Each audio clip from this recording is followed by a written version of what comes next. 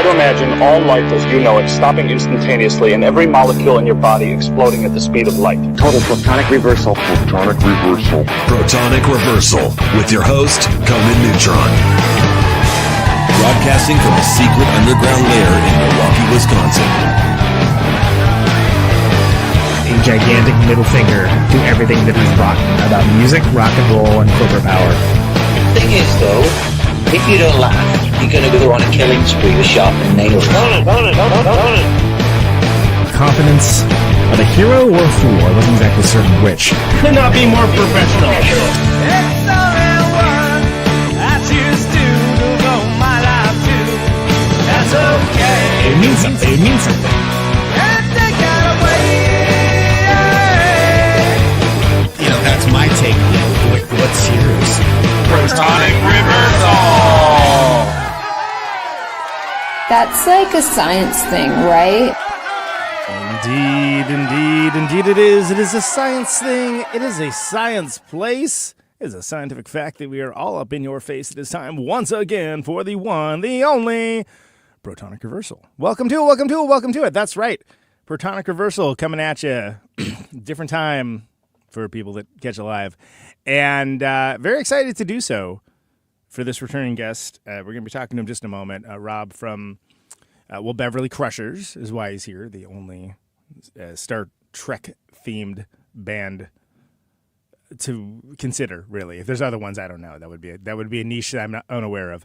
Of course, the great podcast 1001 Album Complaints that has hosted myself, Conan Neutron, many times. Repeat After Me, The Chop, so many great bands, such a awesome, cool guy in music. I'm going to call him a cool guy in music is what I'm going to call him. So much great stuff to learn about this new record and what he's up to. So before we do that, though, welcome to Conan Neutron's Protonic Reversal. I'm your host, Conan Neutron, a rock and roll lifer that's been touring and recording for 25 years, most known for the band Conan Neutron and the Secret Friends. Music is a huge part of my life, and I use the format of this very long-running show to talk about music with musicians whose work I enjoy and respect, but who may not be household names. This is episode 421. Now, if this is your first time with the show, archives are available for free, no ads, no sponsors, no kidding, at protonicreversal.com. However, if you want to support the show and get episodes sooner, $1 a month at patreon.com/protonicreversal will achieve that goal. If you like the show or even just a single episode, please feel free to subscribe on your platform of choice, share it around on the internet, or even leave a review. All that helps people discover the show, and it's just a darn nice thing to do. I guess I haven't really mentioned it on the show, but Way of the Neutron. New record, neutronfriends.bandcamp.com. Fourth Conan Neutron, The Secret Friends full length. Big deal for me anyway. So if you listen to the show and are curious about what I do, or if you are indeed even a Secret Friends fan, check it out. At this moment of this recording, there are 3 songs available to stream on Bandcamp, 1 on the other things. And what you can do is you can pick that up, pre-order an LP, CD, digital, all that's much appreciated. Helps keep the circus going to town, just like the Patreon does for Protonic Reversal. Much appreciated. And other thing, we're going to Japan. So, sorry, Podcast Factory is going to put a pause on operations for a couple weeks. / not sorry. Tell a friend, tell an enemy, tell a frenemy. Frenemy. Sure, frenemy. I'm excited. Never done that. Very good. So there's going to be 2 more Protonic Reversals for the month of March. Then we're going to tour with Mr. Flies in the Midwest, and we're going to goddamn Japan. So there you go. I'm very excited about that, and I will come back with many tales, I'm sure. But before we do any of that, we got Rob from Beverly Crushers, 1001 Album Complaints. Love this dude. Love what he does. Very interesting dude on the internet. And again, there may be other Star Trek themed bands, but certainly none of them slap this hard. Let's bring him on right now. Rob, welcome back to the show, buddy. Hey, Conan. Great to be here, man. Thanks for having me. If there were other Star Trek themed bands, you think there would be a convention? Of just the band. Of just the bands, yeah. Like Maybe the that's hangout. what we need to compile, and I think you're just the person to help me do it. Just the impresario, actually. Sure. I mean, because they have that. Was it Trekkies? Right. It was the. Yeah. Did you see that documentary? Right. Oh yeah. Listen, there's a whole subculture around Star Trek. Let me tell you, Conan. And it's a rich tradition. I know, and I listen. This is at the heart of the conflict of this whole band, but we should get into it. But first, I wanted to say congratulations on Way of the Neutron. That is so rad, man. Thanks, brother. Appreciate it. Yeah, that was a long road for that one, and I'm very happy with it. It's always, I think, best when bands are like, the best work we have done is what has just happened right now. But I think it's also a natural feeling for every band to think that way about every record. But in this case, it's true. So. It is, but it's also true. Yeah, I do think that's meaningful. And for anyone out there listening who doesn't make records, I mean, man, it is a process. We're talking hundreds and hundreds of hours and thought, and then you finally get to this moment where the child is born. I mean, I don't want to put too much of a fine point on it, but definitely go out and listen to Conan's new record and buy a copy of it, for Christ's sake. Oh, thank you, Rob. Appreciate it. That's you know as many as others the road, and people think it's like, oh, the creative process. Yeah, that can be grueling, but it's all the other things that really grind you down. It's the and it's just getting it into this world of just constant. I characterize it as flaming, screaming skull, like sitting in the room with you at all moments in time for content. Yeah, it's true. I mean, it's the old adage, right? Like, playing the show is the fun part. It's everything that around it that can be challenging and wear you down, right? Yeah, and that's tour in a nutshell. It's like you sit around like 90% of the day, like in a van or in like a boring looking room or whatever. Sure. And then like, you get like like 30 minutes where you just, oh, cool, we're doing the thing I like to do. Exactly. Moving gear from point A to point B. So I just think making a record can be kind of similar to that there's just a lot that's not, the fun part is playing or feeling like the songs come together and click in the room for the first time, or that you get a great take, or that the solo sounds great, or whatever it might be. But then there's just all this other little things, not to mention the doubt that is constantly on your shoulder of like, why are you even spending this time doing this thing? What are we doing here? Yeah. Well, I was wondering, because even since I've had you on last, I feel like 1001 Album Complaints has sort of developed even more of an audience, and you certainly have a larger catalog to the show. Sure. And part of what you do in that show is you analyze the recording process and decisions that are made, or maybe just happen through inertia, who knows, about recording and about these things that are in the process of making music. Has that changed how you record yourself? Yeah, I mean, I want to say no, but in reality, I think it has. I think it's made you learn all these little details, and the positive side of it is that you add more tools to your toolkit. You go like, oh yeah, I heard about this one time they did this thing. They pointed the amp at the wall or at the toilet bowl, and then they recorded the bounce off of the tile. And you're like, yeah, I want to try that sometime, and you do. Right. And that's part of the cool part about just being an appreciator of music. So the more you learn, it can add to it. I guess maybe on the negative side, I just feel throughout doing the show, I have gained more sympathy for people trying to make something really, really good. Right. It is just remarkably challenging to do that. Yeah. Well, yeah, because you have this weight of expectation, right? And you want to make something that's pleasing to yourself, but you also, the stuff exists in a continuum of this, all of music of recorded time, where you're like, all right, what do we really, what are we doing here, and how can we make this something that's worth paying attention to? Yeah, and I do think ultimately everyone, more or less everyone who's made great art, is making it for themselves in some respect. They make the art they want to hear or see in the world. And that's kind of the only possible guiding light you can use. But I guess I'm simply pointing out that even, as soon as you hit print on the document, you immediately know the flaws and the things you might change, or you're working the songs out live and you're like, there's this little part, we didn't put that in the recording. It's a living thing. That's just the reality of it. And you just have to get good with that. Because there's that quote, I forget who's attributed to, but once the music leaves your head, it's already compromised. And I always like that, because and there's also the what is it? No no work of art is ever finished, just abandoned. Yeah, That's a little right. bit flippant, but I get the subtext of what that is. I think over the years, what I've learned to feel about it is that it's a photograph. It's a moment in time of where the band was at, of where you were at as a songwriter or as a player, or all of the above, and you just have to accept it for what it is. And it has the charm of that time in your life, and it'll probably remind you of that time in your life. But is it as sophisticated as where you're at now? No, probably not, because we just keep moving forward.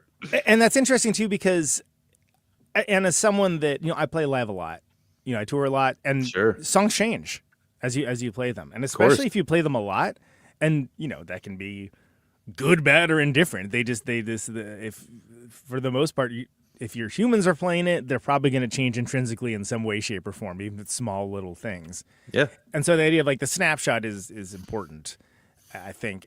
But then we also live in content land, where a record that a band Steely Dan's their way through like multiple years of recording, getting everything just right, has exactly the same weight as some teenager, saying like a weird accent and reading like ad copy or something.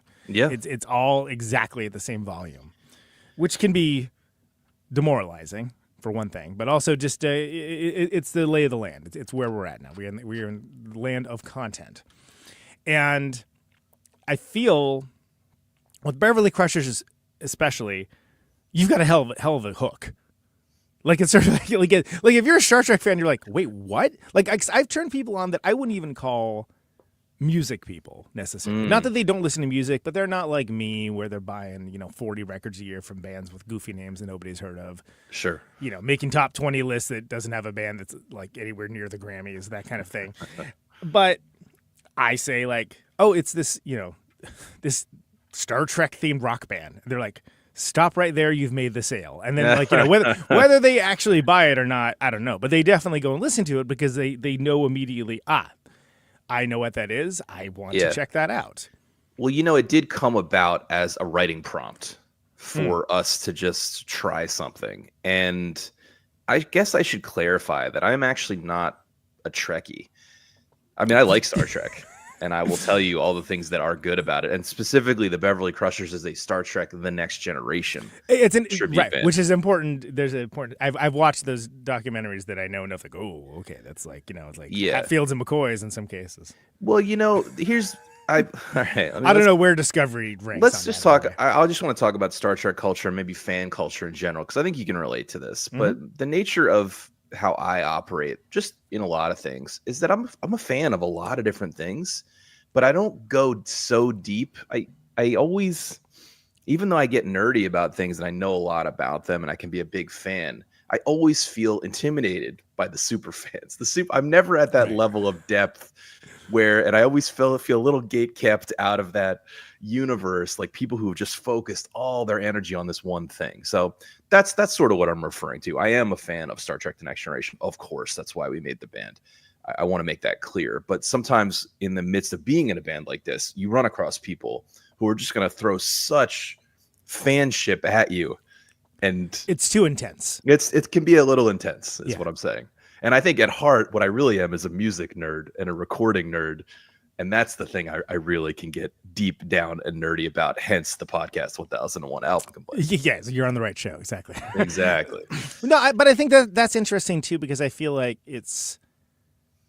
we've simultaneously as a culture moved to really platform and elevate people that are those deep, so far down the rabbit hole they can't talk to normal people about the thing, fans. Yeah. But then also I think it's easier to be a casual fan, because everything is meant to be this torrent of information and content. Stuff's coming over, like, oh, I'm really into Severance this week. Oh, okay, cool. And now I'm into this other thing now. And I think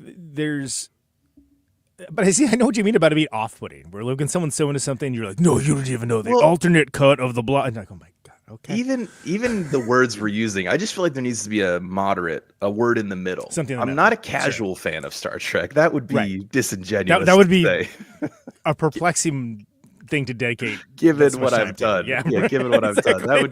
That's not true. Yeah, he's a wild guy. You should have seen what he did for a laugh. but I always feel less than the super fans. And I just notice I feel that about a lot of things. It's like I always used to talk about the skill level that I would get to on a bunch of things. And it's the skill level where people who don't know anything about the skill, who haven't embarked on the skill at all, they see you as an expert. And the people who are the actual experts see you as perhaps advanced or intermediate. Right. But not like graduate degree level nerdery. No, they know. The experts know. They recognize game, right? But you appear as an expert to the people who don't really know that much. So you can pull off the magic trick. Well, and I feel like that's intrinsic to your show too. Because if you come in and you have critiques coming from your own experience and your own taste, but you don't have the framework of knowing what it's about, people are immediately going to be, aha, this person's opinion is going to be invalid and I don't need to listen to it. And who is this idiot? Is usually the staged reactions. But you come in, the show comes in very much well-informed. Like you have like whoever's the host researches the topic pretty diligently, comes up with like almost like a little mini documentary with commentary of whatever the artist is. And it sets the table so that you can listen to an episode of the show, even about a record you've never heard of, or maybe a record that you're unfamiliar with, an artist you're unfamiliar with, and you can come away with enough baseline criteria that everyone's starting off in the same place, which I think is important and also a lot of work. Forrest does that on Movie Night Extravaganza. He makes these intros, and it's like, oh, that's great. I don't need them. I, a cinephile, don't need those. But like the fact that it makes it welcoming for people that maybe are less familiar. Yeah. Right?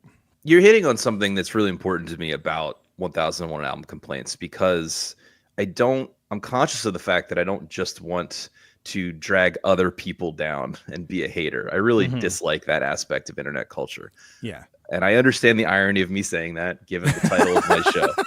It's got complaints literally in the title, yeah. Right. It could also be called nitpicking, though. I do think it's intended to be complaints made with love and respect. It really is. And because that's actually how I think most musicians feel about other people's music, is they have a lot of respect for the craft. They know how challenging it is to make something great. They know all the vulnerability and work that goes into it. But at the same time, we can't help but observe things. We can't help but laugh about little goofy little things on the tape or what could have been. And so that's the tone of the show. The other piece of it that we're hitting on is I don't like gatekeeping in music and in fanship. And listen, I like some obscure stuff. Everyone who's listened to music long enough has that. But what's important to me about the show is that we have that kind of welcoming attitude. Like one of the criticisms we get about 1001 Album Complaints is you guys don't have cool taste. And listen, that may be 100% objectively true, but I also want to tell you that was by design. Sure. I mean, for me, I consider it one of the strengths of the show that, like, look, even if it's something where this is your favorite record ever, these guys are coming at it with no frame of reference of any kind. And that can be, like, annoying, or that can be interesting depending on how you choose to engage with. Like, if you are one of those super fans where a record or a band is so intrinsically tied to your identity that you can't take the slightest jab or parallax view of it, then okay, don't listen to the show. There's plenty of other stuff out there. But I personally love it. I love it when people discover new things. What I say, turning it back to Secret Friends for a second, the merch table, we got this gigantic, there's like records everywhere, there's like lights going, it's a whole freaking 3-ring circus, right? Yeah, sure. And I feel like there's multiple times on tours where people be like, oh, wow, they'll look at this gigantic discography and the first thing they think in their minds is, I got to catch up. And they'll buy all of the records. And we even have like a tier for that, right? Right. And for me, it isn't like, oh, where you don't know this. It's like, oh, I'm awesome. Thank you for taking this journey. Like that's awesome. You're getting to interact with all of these records made over the course of like the last 10 years in real time. I'm excited for you. Thank you for doing that. And I think that's React culture has made it so like people need to rush to judgment immediately. of just Sure. like, oh, they're this kind of person or that kind of person. It's like, why don't you just be excited? Somebody's never heard like your favorite record, dude. Be stoked for them. They're gonna hear your favorite record for the first time, and maybe they'll get the same level of enjoyment that you get out of it. You know? Yeah, absolutely. And if nothing else, it'll be a different level of enjoyment, right? And I think we can both agree that if you love an artist, but you don't know why they're make fun ofable, then you haven't really thought about it. Oh enough. yeah, dude. Yeah, completely. I mean, I think almost all of my favorite artists, it's like, oh, I could roast them easy. Of course. You know? There's always something. It's just the nature of the beast. It just is. Yeah. No one's perfect, right? And no catalog is perfect, and etc. So, but yeah, I love the idea that the best compliment I think we can receive on 1001 Album Complaints is when we're covering something of the ilk you're talking about, maybe something we didn't really have a great frame of reference for. We came in, we did the work, we did, diligently listened to it, researched it, and for a super fan to come back to us and say, you know what, I don't agree with everything you said, but I'm glad that you got these points. Yeah. Right. And whether That's that allowed interesting. me to see it in another light or not, like, it's exciting, I think, for a fan to hear about someone discovering something and seeing why it's good, or at least trying to get there. Well, and I think that level of analysis and fandom aren't necessarily the same thing as well. Mm-hmm. And one of the things I like about the show is that it reminds me of conversations in the van of just like, all right, we're driving through like some cruddy section of highway in like some unknown state. There's nothing to look at. And then you're just like, hey, remember that Soundgarden record that's like really great, but if you like, I feel like if you drop 4 songs off it, it'd be perfect. And then which 4 songs would you drop? And blah, blah, blah, this and that. And then suddenly you're talking about, and then it's like, well, in the CD era, people were cramming as much music as they could and then taking a crowbar and cramming more in as well because of like these. And then you're talking about the history of it, right? And that's something that, and that comes up a lot in the show I do with Jason too.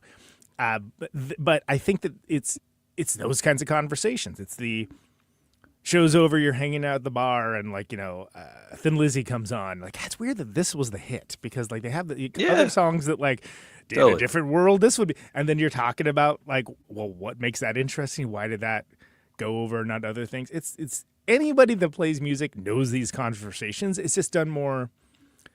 I'm going to use the term professionally. Oh, thanks. That's what I strive for. And less like, inner dude, F-bomb, like, et cetera, interjections. So it's like.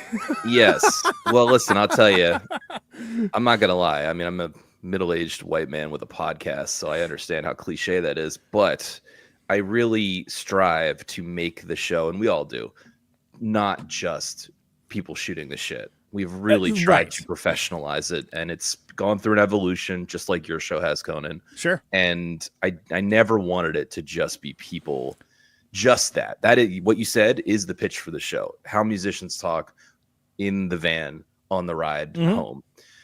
Absolutely. But then to take it and attempt to elevate it and mix in my mind, highfalutin as this may sound, the NPR style of podcast, of kind of edited podcast, of telling a story, having segments that people can hang their hat on, and really trying to get to some professional level analysis and informed.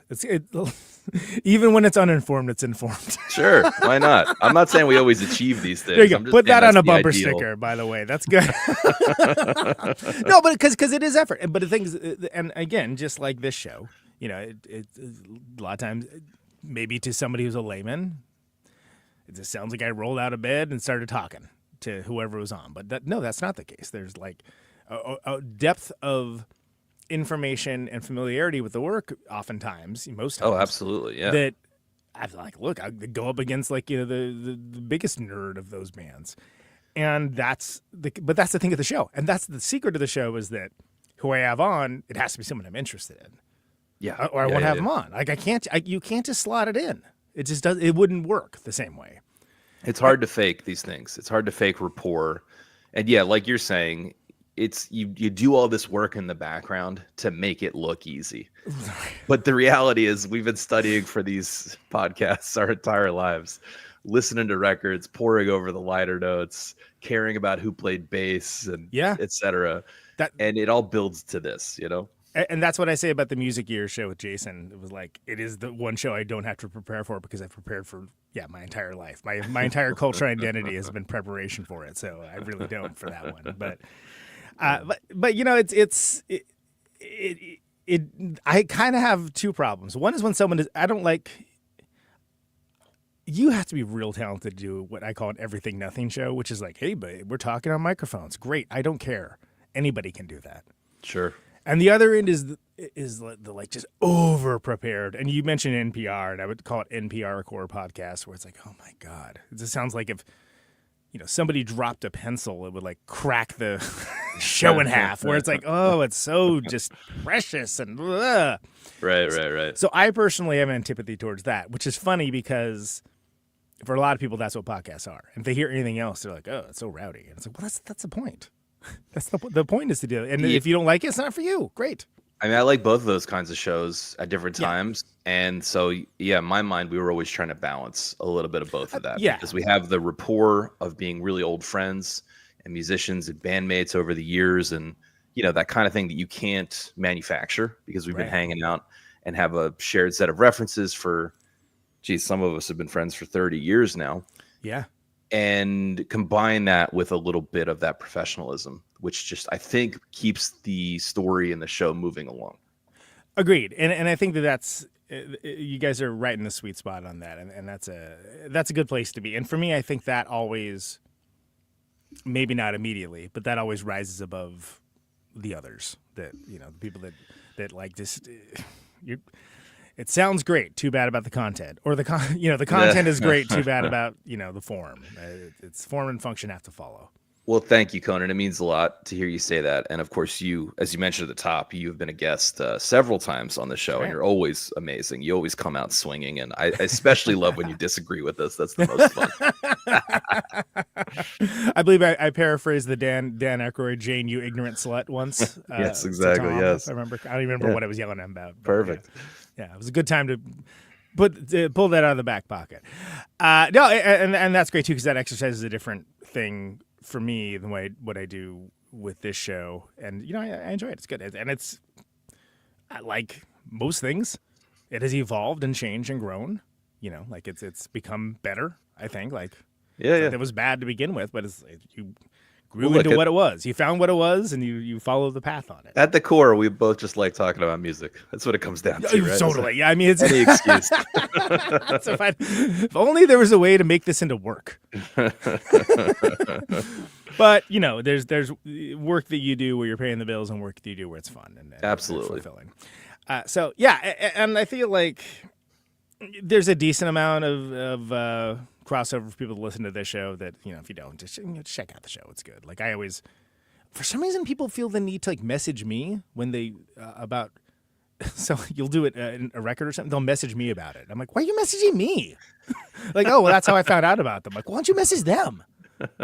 Yeah, why don't you tell these pieces of shit how wrong they are? It's like I didn't have that wasn't even on that episode. Why are we catching flag? But they're hilarious.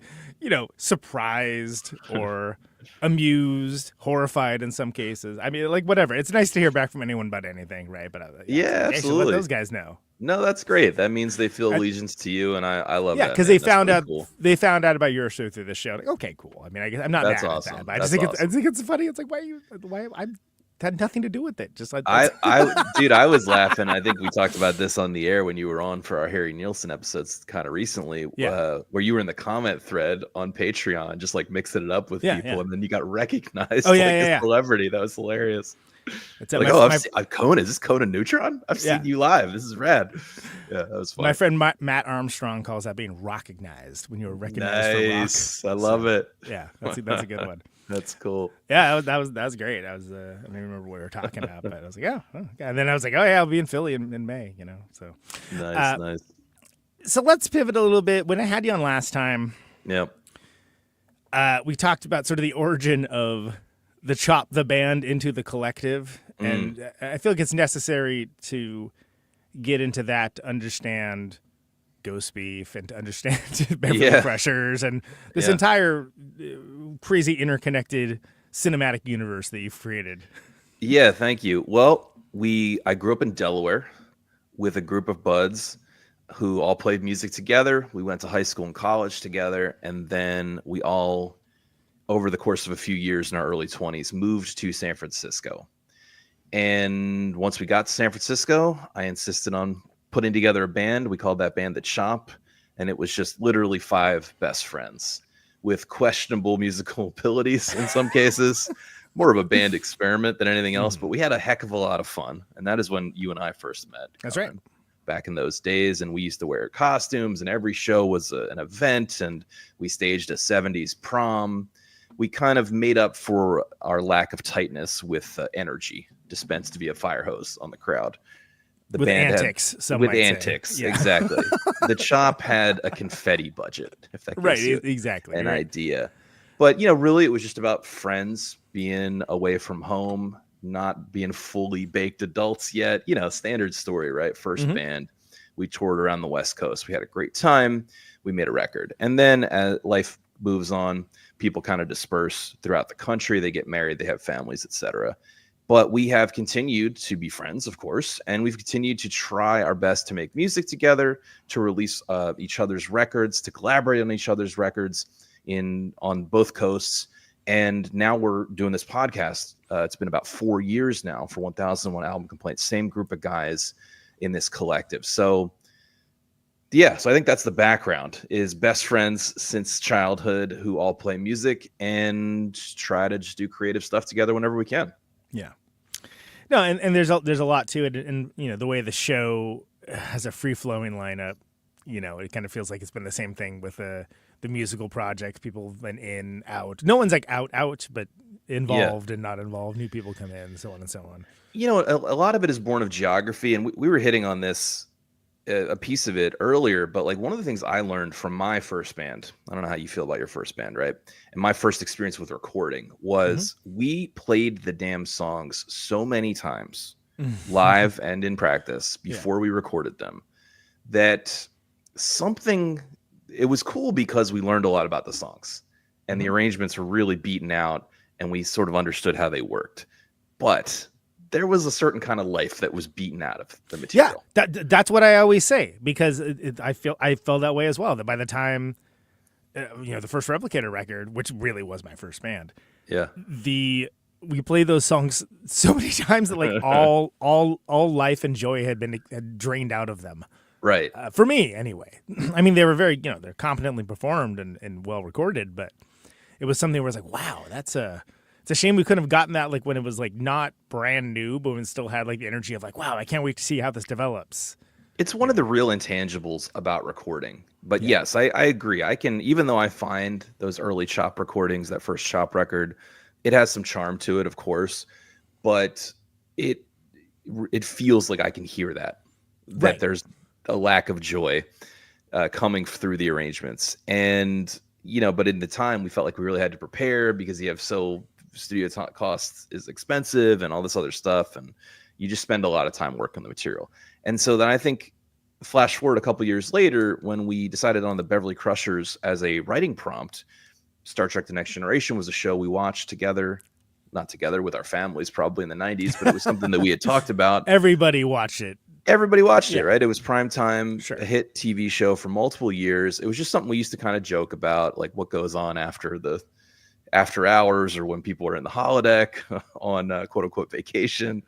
And anyway, so we made it as a writing prompt, but we also specifically wanted to not spend too much time practicing.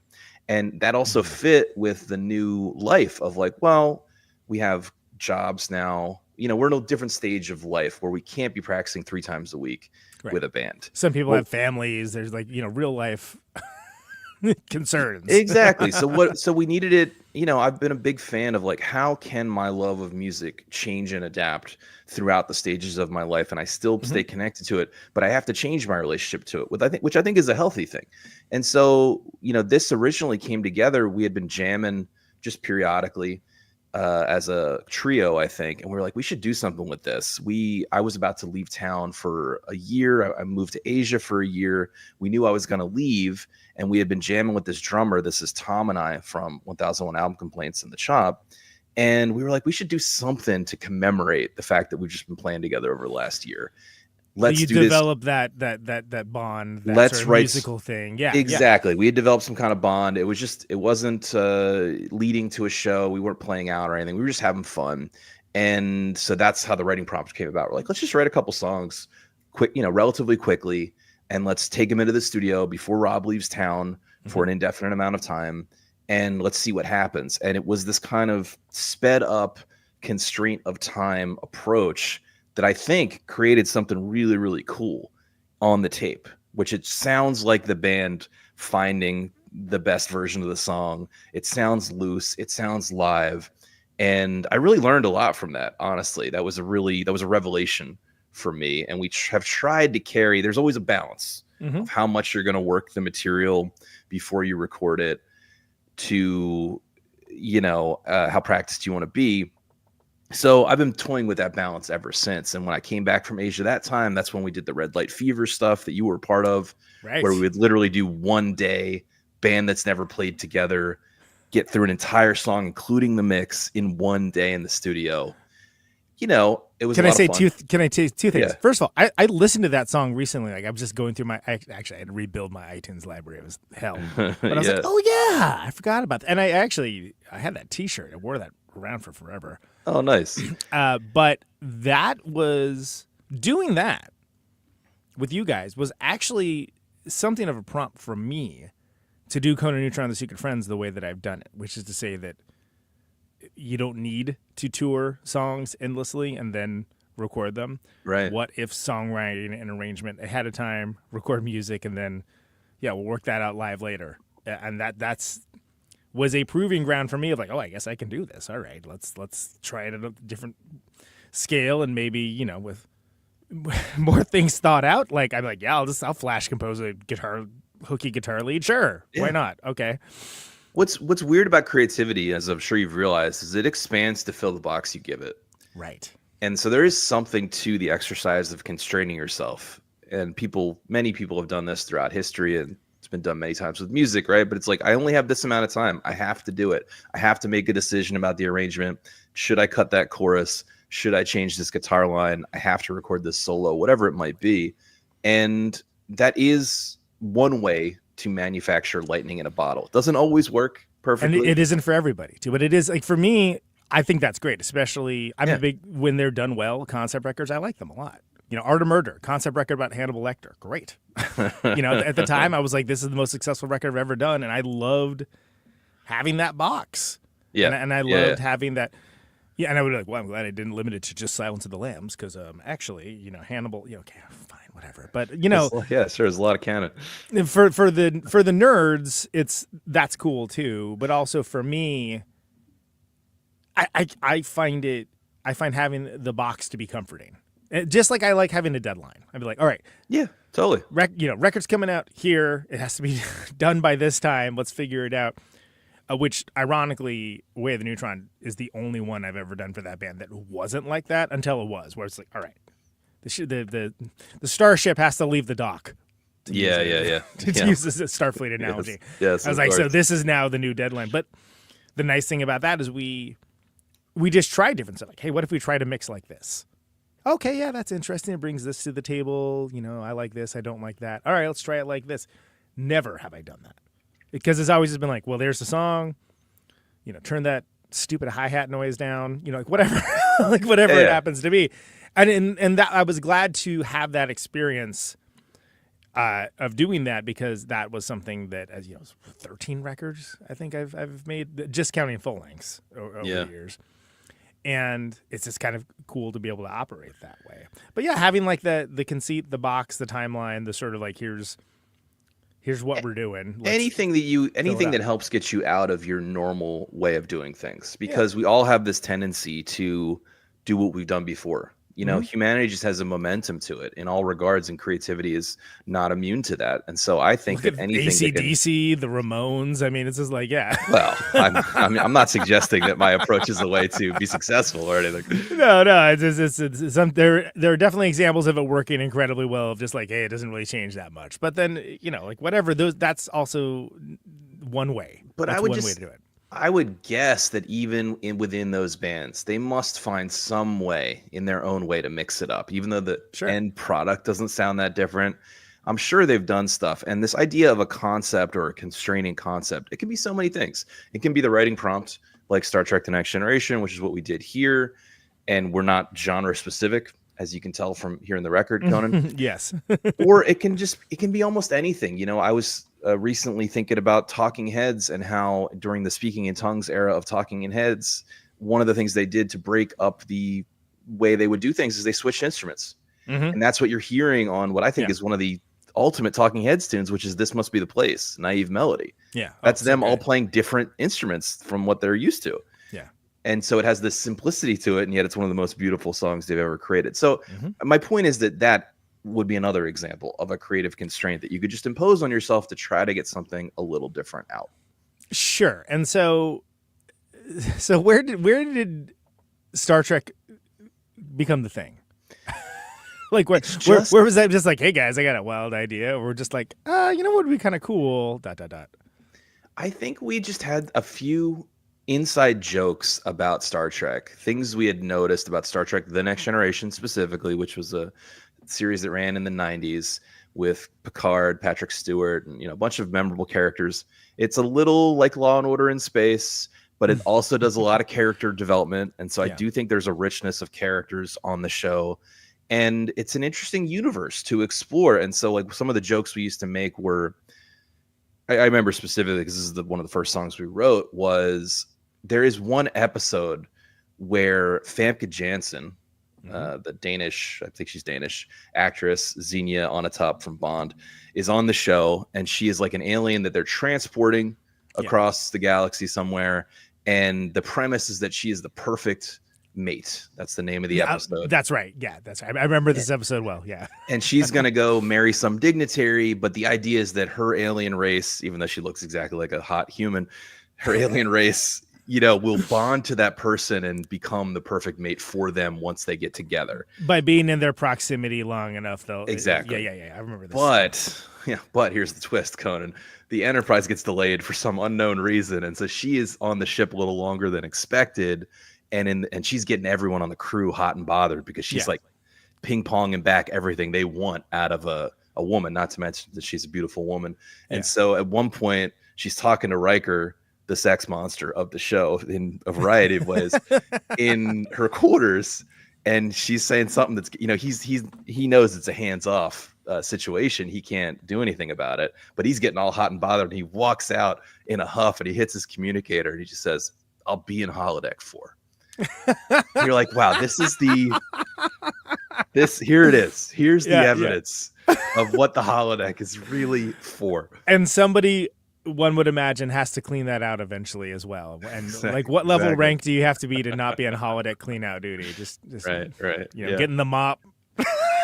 Yeah.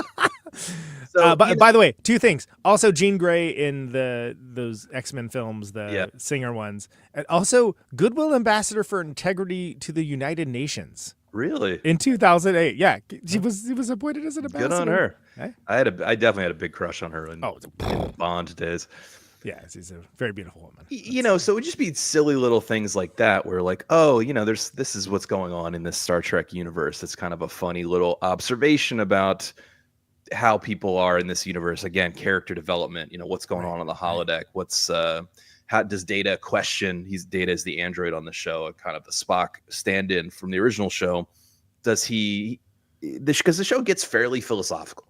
Right. So I'm just saying there is like an inherently a rich bit of there's good stuff to mine here, I think, for real songs that explore humanity. We should probably, if people haven't heard the material, I mean, some of it is a little jokey and funny, but for the most part, the aesthetic of my aesthetic, the aesthetic of all the music I make is take a silly concept and treat it with dead seriousness. And to me, that's the secret between something that works for me and something that just does the nudge, nudge, wink, wink. I call it the Sharknado of music. Like, where I'm like, no, that is not for me. That is not.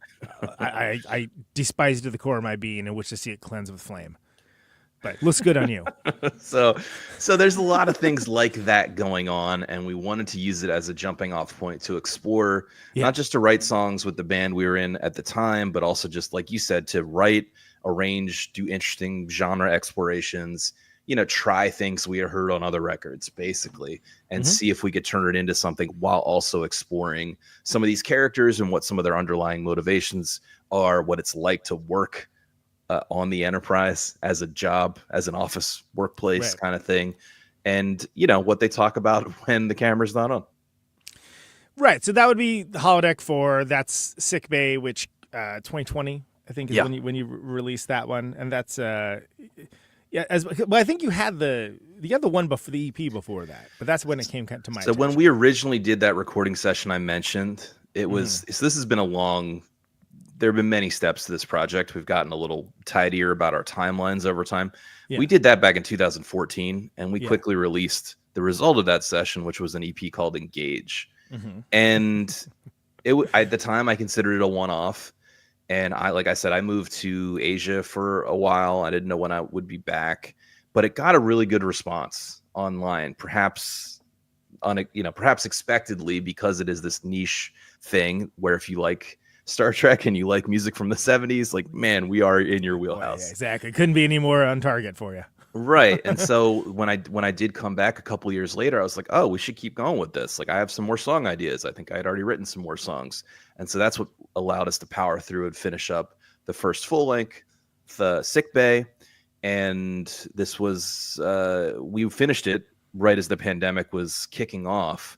And then I got all these records and we couldn't play any shows because of the pandemic. And I was like, well, this is my pandemic project. I'm going to figure out how to sell these things online and get it to the people and learn digital marketing. Which a lot of people, whether they realize that's what they were doing or not, had to do during that time. Like, oh, what am they're taking up a lot of room in the basement. Boy, let me tell you. But exactly. And so I was able to do that. I did that over the course of a year. I got rid of all the records. And I was, pretty impressed with myself, as you can imagine, for a band never playing a show, selling out of the run, even though it was a relatively small run. I was like, clearly we have to do this again. And so it was a year ago. We set about writing some new songs, which for us means having a couple beers, watching some Star Trek: The Next Generation, taking some notes. Yeah. And then we went into the studio, and here we are with Enterprise. Right, which now is a good time as any. We can, like I said, a lot of times you can find the story of the record just by breaking down the individual components of the songs. Why don't we just go through it song by song, and you can tell me a little bit about man. Here. So I'll throw it up on screen so we can have at least somewhat of a visual prompt here. So first song, Warp Speed. Yeah, so this is Geordi's love letter to the ship. As Tom would say, slightly more profanely, it's about how Geordi actually wants to fuck the ship. He does have a weird relationship with the ship. That is 100 on this rewatch, because we did rewatch all of The Next Generation. Well, I did. Lindsay did that the last two seasons. I'm like, all right, fine, that's not a big deal. But I was like, wow, it's a little bit borderline, right? It's a little bit inappropriate. Yeah, because he's always been unlucky in love. He has a bunch of storylines. Or a few storylines about how he's not, he falls in love with a hologram at one point, who's actually a real person that like the computer has synthesized. But she's actually an engineer working somewhere else, and then he runs into her in real life. Yeah, there's some weird stuff that goes on. Some big incel energy, and I say that with peace and love in my heart. Right. For sure. And Geordi is the chief engineer on the Enterprise. For those who might not know, he wears the visor, which I have here. Fantastic. Wait, hold on, let me. This is the time where the audio listeners are going to not be seeing it, but yeah, for those just listening, Rob does indeed have a Geordi visor. So there you go.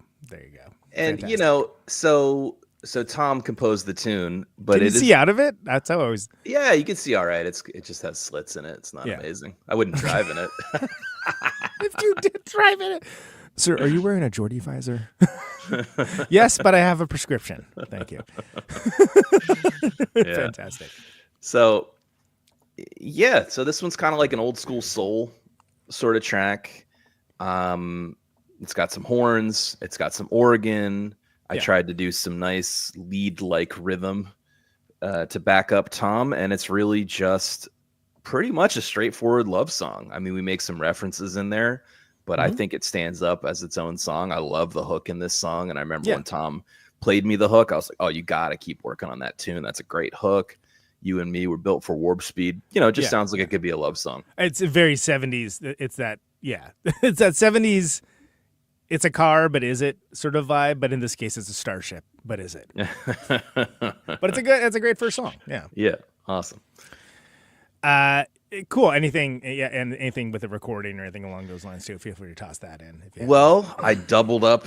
So I played that guitar part that's kind of a mixture of rhythm and lead. Yeah. And then I remember doubling that up. So it gives it a nice little shimmery thing. I'm playing that on my Telecaster with the Seymour Duncan humbucker. And I thought it gave a really nice, rich sound. Yeah. So pretty happy with that. And did you ever have any doubt that this was song one, or was it just like, that's the first song immediately? I always really liked it, to be honest with you. Tom felt more unsure about it. I particularly like how it kicks off. I think it really hooks your ear in when it kicks, and that to me is really important for a first song. So yeah, I mean, if you want to talk about sequencing on a record just for a second, I mean, one, I do think you have to front load what you think of as your most powerful or one of your most powerful songs. I agree. But sub bullet to that, it's got to have a start that makes sense as a start of a record also. Some songs can be great, but they're not great starts of record. Yeah. Correct. And I think it's interesting if you listen to some of these 90s records where it's a CD era and people are listening to the entire thing. You know, that Soundgarden record I invoked earlier. Like, you don't get to any of the songs that were singles. It's like, 4th, 8th, 11th. Like, they're way down the line. But if you listen to it as a record, it's like, oh, no, it hooks you in immediately. It's just that those weren't the singles somehow. Yeah. Whereas now, like, okay, it would be Black Hole Sun first or second, and like, Spoon Man earlier on. And it's a different record then. I do. Yeah, it's an interesting challenge because I do believe in front loading the record. And I suspect a lot of bands do that. And thus you can kind of transport yourself to where they were thinking the singles were approximately, right. Or at least what songs they were the most excited about. That said, I can say with confidence every single time, even when I've asked friends I trust which song before the record comes out or before it's sequenced, which songs jump out to them, I can never predict which song will actually get the most plays. Oh, really? Yeah. Like on Spotify. I just can't.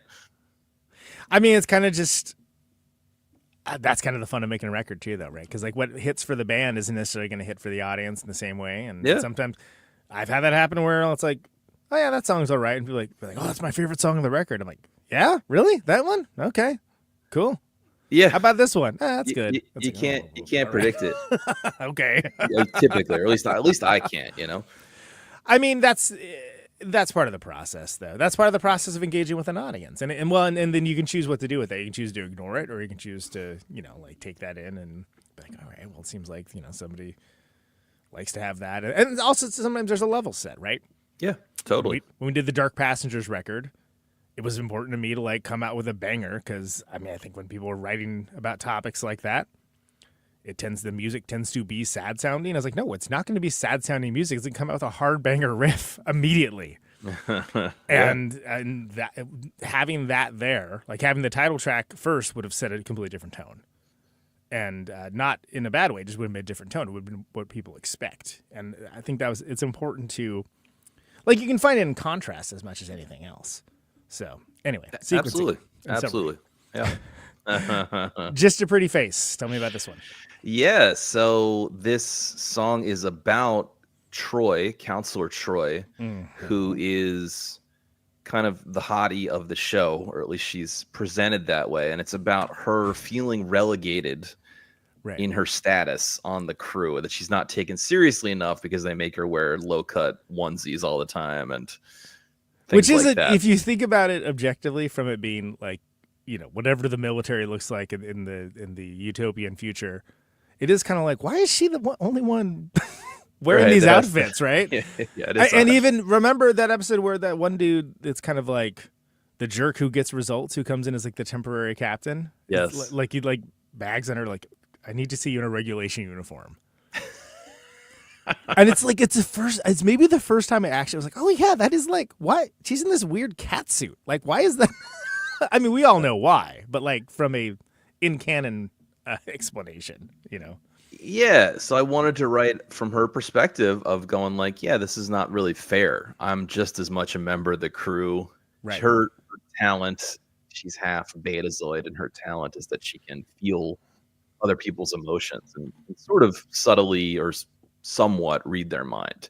So it comes in handy quite a lot on the show. It's a little bit of a MacGuffin, bridge to anything for the plot. But yeah, it is. And you have the vocals. Who's doing the vocals in here? It's Jake, actually Jake just Hoogs? Yeah, it's actually just someone I found online. So I wrote the tune. Oh wow, okay. For me, believe it or not, but I always knew I wanted a woman to sing it because it made sense for the character, and also it does get pretty high. Yeah. And so then I just looked around on this amazing thing called the internet, and I found someone. And the other piece I'll say is like about the construction of the song, what I think about the tune, and what we got on the tape is I've always loved the theatrical. There is an element of theater, and I hesitate to say the word cabaret because I'm not really a musical theater guy, but there is something about the spectacle that I've always been attracted to. Right. Yeah. And I'm a big JC Superstar fan. That's going to come up again on this record. Right. Sure. As an example, and a big fan of David Bowie from the 70s and things like that. So I was looking for somebody who could give it a little bit of that theatrical element in the front half of the song. And then, so we found this great person. Her name's Jen, and she worked with us on not just this, but she sings backup on Warp Speed as well, and she sings lead on one of the other tracks as well. Right, so she was great. Yeah, that's awesome. Okay, yeah, and it's easy to write a song from a female perspective, but if it's really from a female perspective, having female vocals, I don't know. That seems like that's advisable. Totally. Yeah, totally, of course. And then she did the harmonies on herself as well. So it's like only Ryan Gosling getting nominated for Barbie, where it's like, oh wow, okay. Kind of missed the point there. Did you guys see this movie? Because that's the most ironic outcome he could have. But, all right, Space and Time is the next one. Yeah, so this actually was a B-side from Sick Bay. Mm-hmm. So it's been floating around the band for a little while, but we always liked it.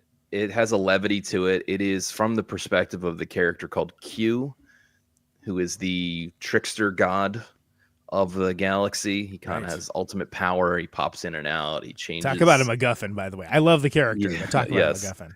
John Delancey, who also had a memorable turn on Breaking Bad as Jesse's girlfriend's father. That's right. And by the way, how many great Q moments have turned into memes? So like when he has like the mariachi band and the trumpets and oh yeah, Picard looks so pissed off. It's great casting. He is a fun character, and he's pretty much there just to annoy the crew of the Enterprise, and specifically Picard. And so he messes with them and changes the past and throws him back into his past and just does all kinds of crazy stuff that is fun fodder. So this song was kind of written on the premise of like the reason he's doing that is because he's bored. Right. He can do anything. He's over. He's immortal, I believe. Yeah. And now he just likes to fuck with you.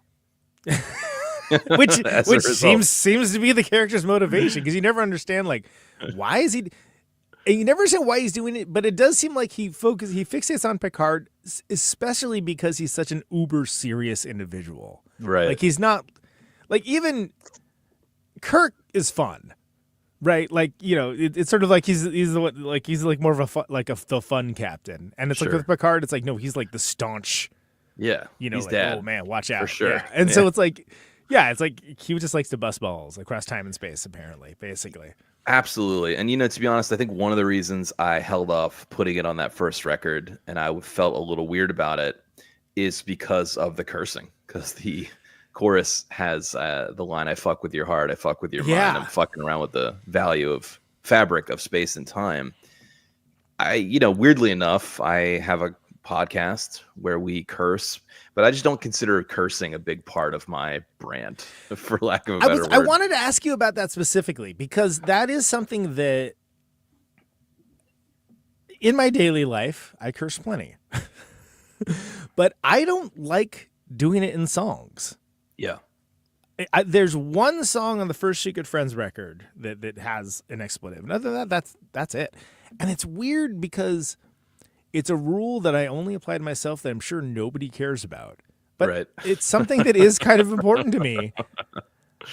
So it has to be something where it has to be intrinsic to the song. It has to be like, well, without that, like, it isn't the same. You know? You know what's a weird trend? Well, let me say a couple things about it. One is their context is everything, right? Of course, yeah. Dropping it in and how you say it. Like, we were on the podcast recently, we were covering 9 Inch Nails, The Downward Spiral. Right. I heard that episode, yes. The chorus of the song Closer, I Want to Fuck You Like an Animal, is the most profane way to say the word. Yeah, there's no ambiguity about what that means. Like, no ambiguity, the tone, just everything about it is profane, not just the 4 letters themselves. Can I tell you, I was a big 9 Inch Nails fan when that came out. Loved Pretty Hate Machine, Broken. I even had Fixed, like the remix record of Broken, right? And when that came out, I listened to it the first day it came out. And I was like, well, this one will never be a single. Like, immediately, that was my first reaction. And then the next thing you know, they had that amazing video, and then like it was like, wow, did not have that on my bingo card that they would be, you know, the chorus of the song would have to be bleeped out. You know, it is like, impressive. Yeah, I agree. Right, what do I know? Nothing, I guess. I'm just pointing out that profanity exists even within songs on a spectrum, and that's kind of, in my mind, it's on one end of a spectrum.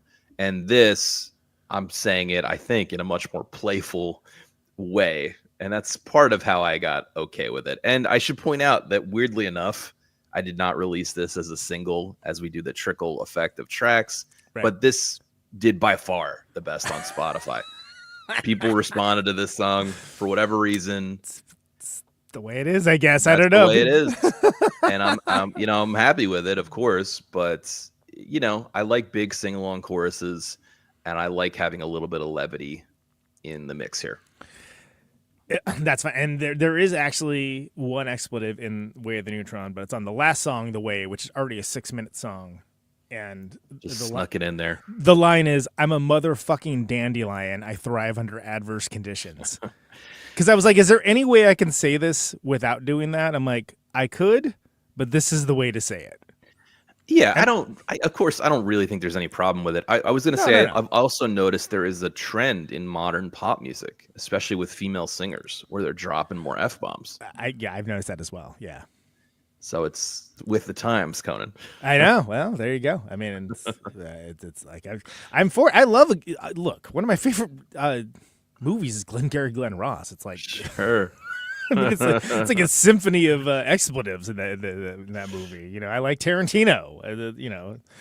But that said, it would suits the cause. I couldn't hear the song without that. It'd be like, well, of course that's what he's doing, right? You know. Yeah, for sure. Holographic fantasy. Yeah, well, I mentioned we like to talk about the holodeck and its various uses. And in this one, what I was going for was, it's a very Pink Floyd inspired kind of track. Sure. That I really like how the production turned out. We could talk some about that. But the gist of the song is that the holodeck is a version of wish fulfillment for everyone on the ship. So in each verse, I'm going through the characters and talking about the thing that they are not getting in real life that they get from their holodeck adventures. Which, for those who don't know, the holodeck is just this perfect 3-dimensional world where you can live inside of a story or do whatever you want in this perfect virtual reality.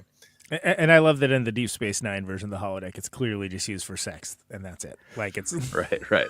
Like it's sort of like there's no ambiguity about it whatsoever. You know, it's like, oh well, that makes sense. That would be the the sleazy part of town version of what the holodeck is. Like, is it, But as silly as this whole concept is, I really enjoyed the writing aspect of this because I did have to think about the characters. In Riker's wish fulfillment, he is stepping up and taking the captain's chair where he's always been the second in command. In Data, the android's wish fulfillment, he is blending in with humanity in a way that he never can in real life. In Worf's wish fulfillment. He understands where he belongs in this world because he's a Klingon who was raised by human parents, and he's always conflicted. He's working for the humans effectively, but he feels like a Klingon, etc. So I think these are some of the interesting. I didn't come up with these character beats. They are from the show. Right. But I think they are part of what make the show really interesting.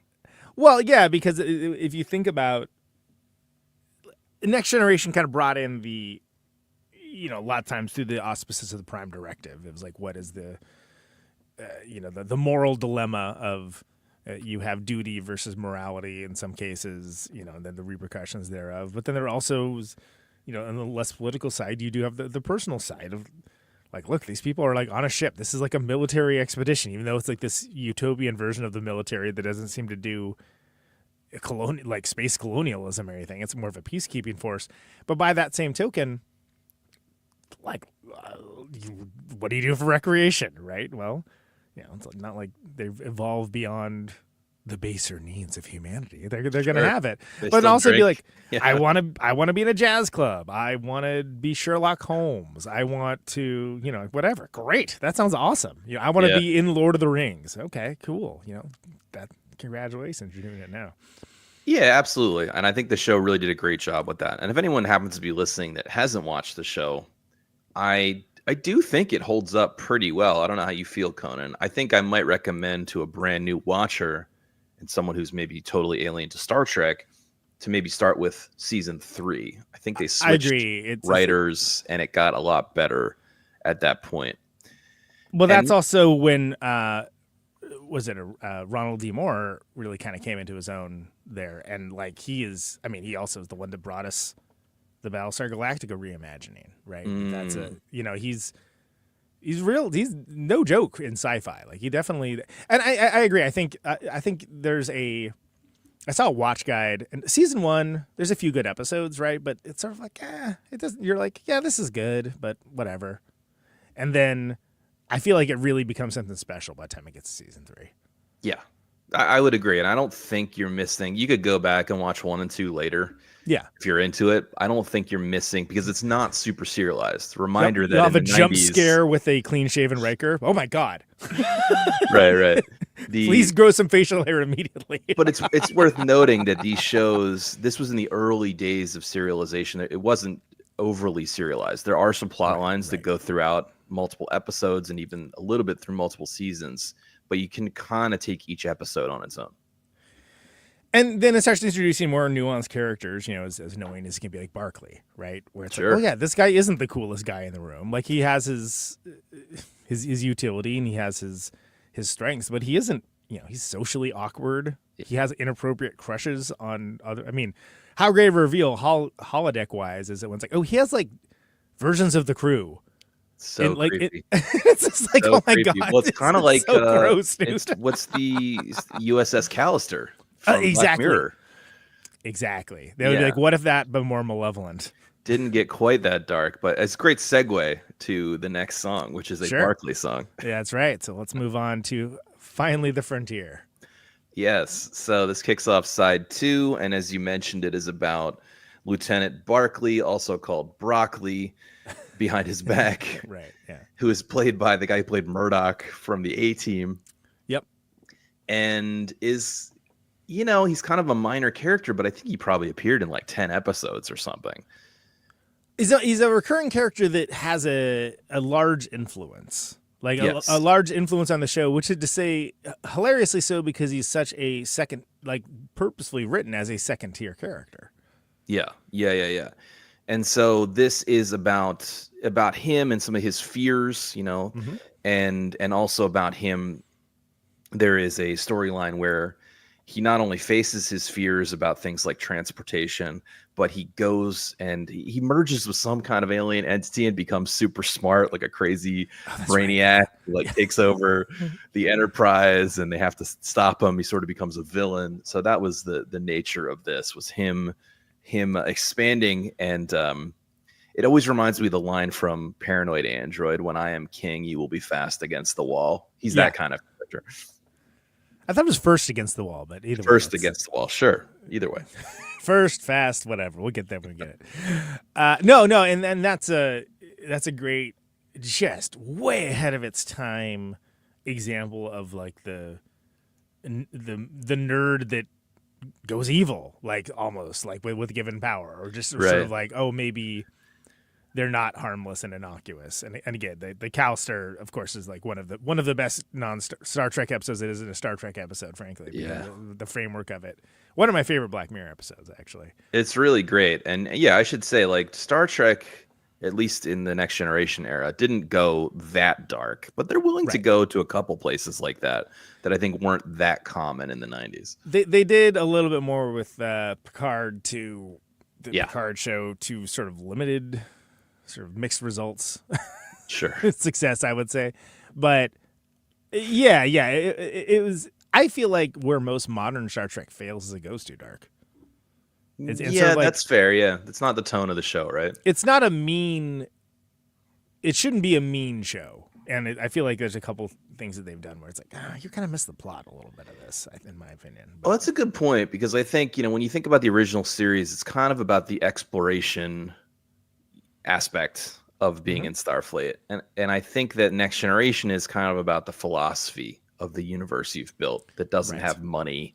And there's no food shortages, and you're actually out there trying to like learn about other cultures.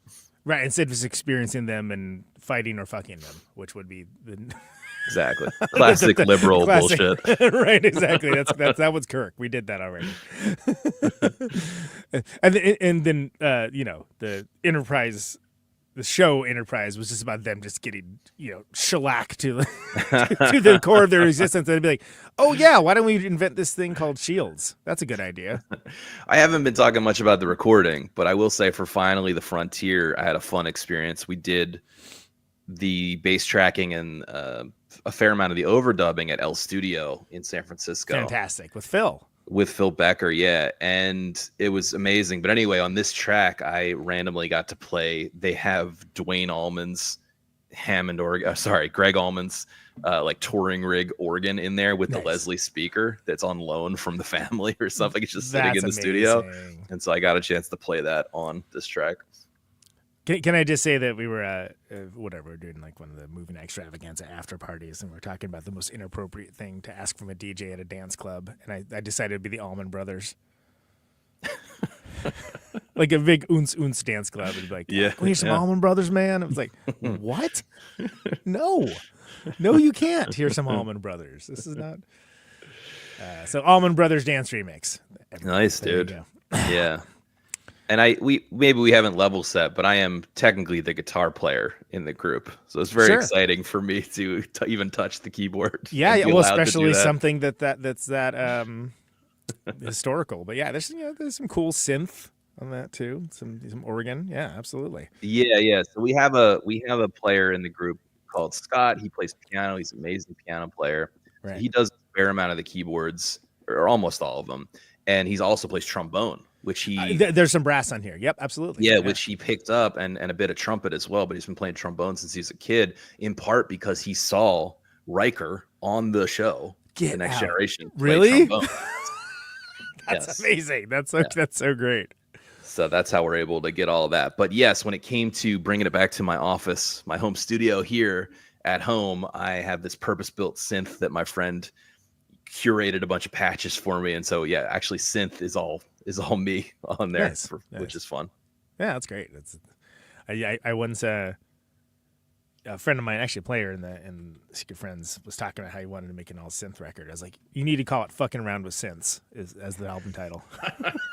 So he's like, I might do that. I'm like, all right. One of the Chop guys, his name is James. You might have met him a million years ago. He actually has an all synth record coming out later this year. I'm helping him release it, and the band is called Synthesizer.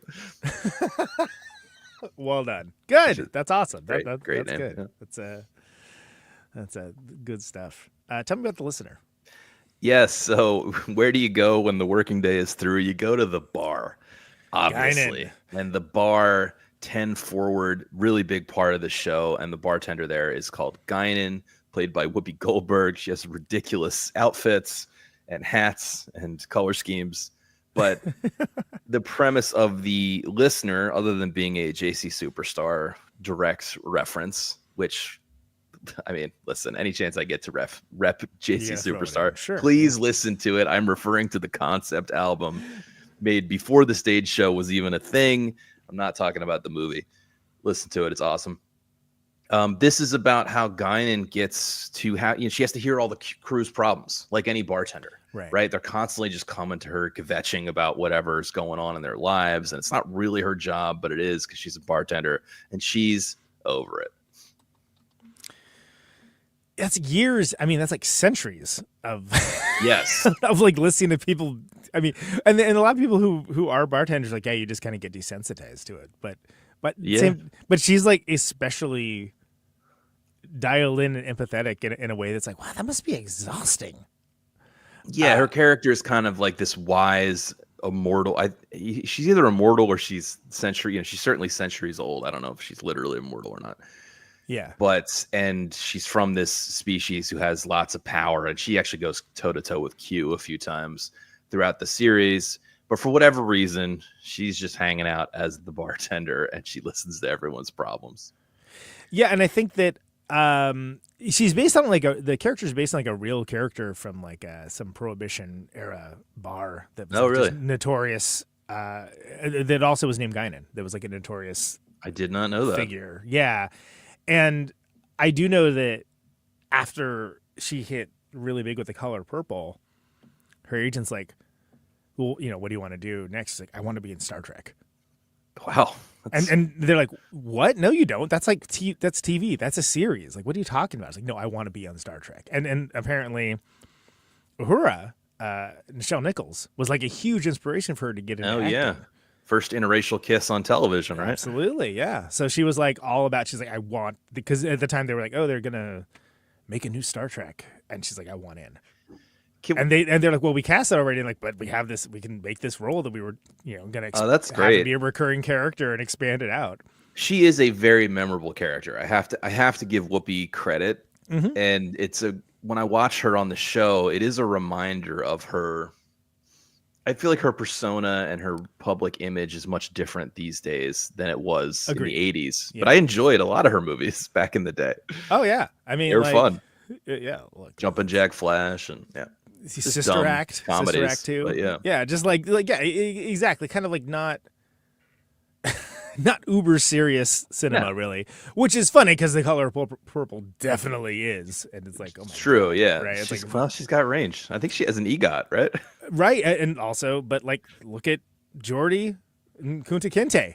Yeah, people forget roots, man. Like, that's how people know about. Listen, dude, there's some acting talent on the show. Sure, I mean, between absolutely. Patrick Stewart and LeVar Burton and Whoopi. I mean, I think it is really cast well, which absolutely. To me is, just take a step back and think about when they were pitching this show. They're like, look, Star Trek with Kirk and Spock and stuff. I believe it got canceled initially. It did, yeah. And then it gained a cult following. Syndication.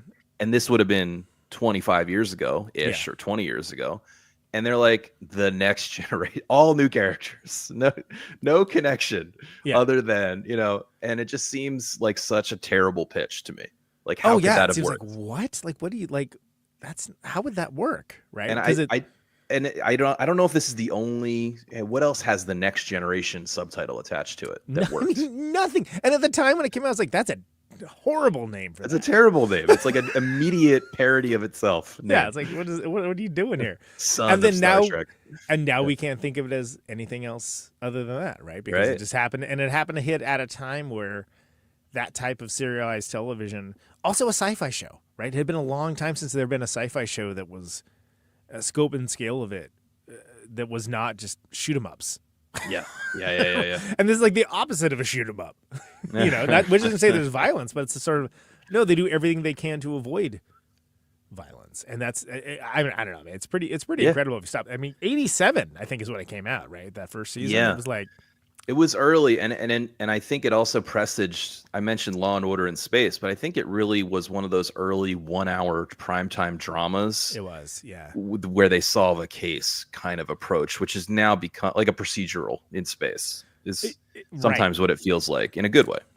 Well, and it's funny you mentioned that because on Movie Night Extravaganza, we're doing Justice Night Extravaganza this month, which is all films about courtrooms and juries and so on and so on. And so many of them are before the rise of the 1 hour courtroom drama. It's like, these things that we think of as tropes, this was like before that.